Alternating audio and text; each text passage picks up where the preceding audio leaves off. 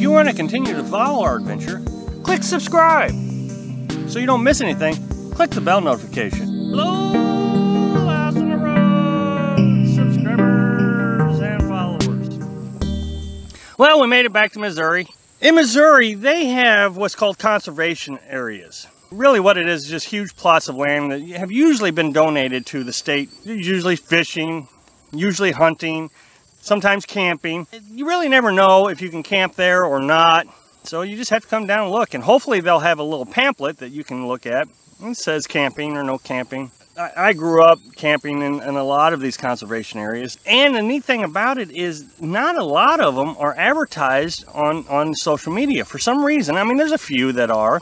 That says you can camp free. This one was not on freecampsites.net. I knew about it, so I went ahead and pulled down in here thinking that we could, and sure enough we could. A lot of them have privies, but when I pulled into here, I noticed that there was an electrical meter base 100 feet away from me. I walked over there and I looked at it, and the lock was broken to the underneath side of it, breaker box. And so I just lifted it up to see what was in it, and then there was two breakers. Obviously 220 power. And I thought, I wonder what that's for. That's interesting. I had no idea. Well, I turned around and there's huge steel metal box, again with the lock broken. So I lifted the lid, and it was a heavy lid, very heavy lid. And there is this series of hoses, water garden hoses, very shoddy wiring, badly wired. I mean, there's no junction boxes, there's just little wiring nuts on it. I would even consider dangerous. Had it been locked, of course, it wouldn't have been dangerous, but now it's not locked, it is dangerous. And a pump. And stupid me, I sat there for 2 minutes wondering, well, two things actually. Does it work? And the other thing is how do you turn it on? Duh! I just turned around and there was the breaker right there. And so I thought, well, maybe I'll give it a try. I was positive it probably didn't work. I mean, with the wiring being so shoddy, and so I clicked that breaker on and it worked. I mean, water was shooting out of it. So I quickly shut it off, closed the lid to the metal box, closed the lid to the breaker. And then the moral dilemma set in. What do you do? Look, here's the thing.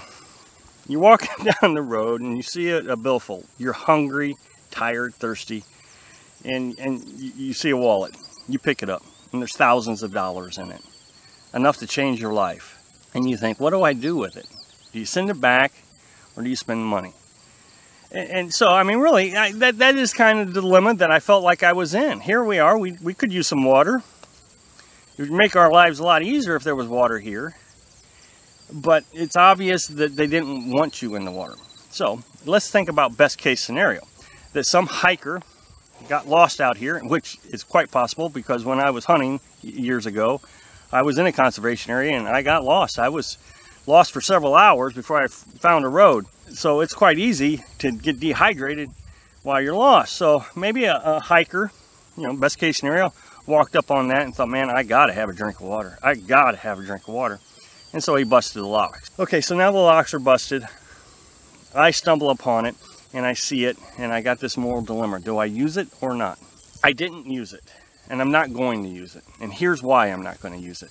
Because I have this moral compass that tells me that the more that we break the laws, the more these campgrounds are going to get shut down.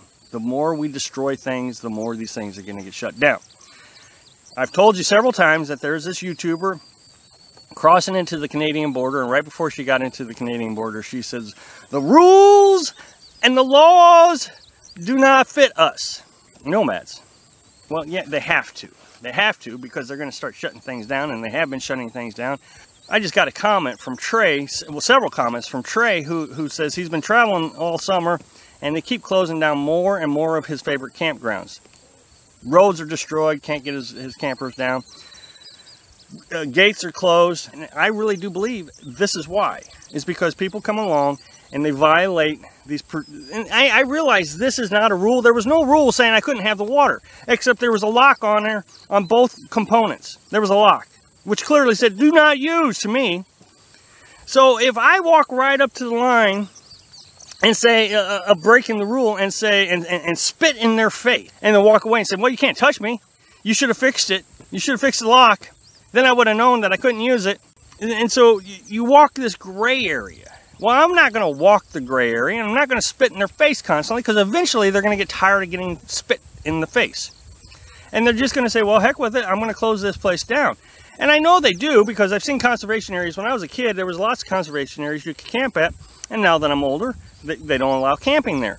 One down in Franklin County. We camped there last year, Little Indian Creek. This year you can't camp there without a permit. You go over to the other side of Little Indian Creek, you can't camp anywhere there. This shows that they just keep shutting more and more down. Now, the Little Indian Creek, they shut down because people were trashing it. They would bring in their couches and their trash. I recognize this is local people, but this applies to all of us. And they would sit there and burn it in the campfires and then leave the room in it. One time when I was there, the kids went out and cut down a bunch of cedar trees so they can make a big bonfire. These are the reasons things get shut down. So in this case, when you walk up to a moral dilemma where you think, wow, the luck has changed for me, I really have found a great opportunity here that I could take advantage of, you really need to stop and think, I shouldn't take advantage of it. First of all, it's like accomplice to a crime. I mean, when you turn that switch on and you take 40 gallons of water, or you fill up your RV, or whatever you do, you're stealing electric. It takes electric to power that pump. You're stealing it from the state of Missouri, and you're stealing it from the Missouri taxpayers. And you did nothing to earn that water. It's not yours, it's not mine, so I didn't take it, and I don't think you should take it. So please, look at your moral compass. When that opportunity comes up, when I started calculating on that, I came to the conclusion that some hiker got lost and needed that water. I recognize that's probably not what happened. Thanks for watching. Be sure to subscribe. Click like if you like the video, and happy travels.